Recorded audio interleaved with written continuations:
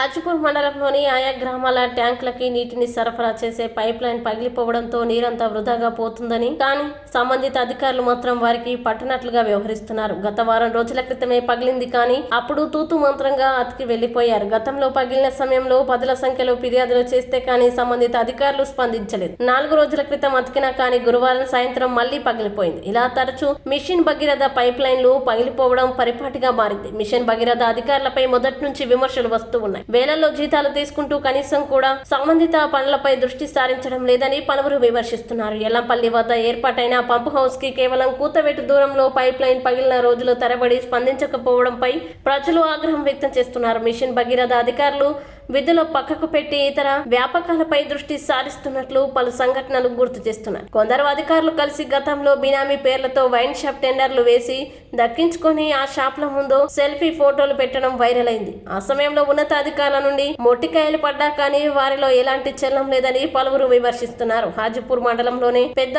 గ్రామ పంచాయతీ అయిన గుడిపేటలో తరచూ ఇలాంటి ప్రాబ్లమ్స్ రావడంపై వారి నిర్లక్ష్యం కారణంగా పలువురు ఆగ్రహం వ్యక్తం చేస్తున్నారు.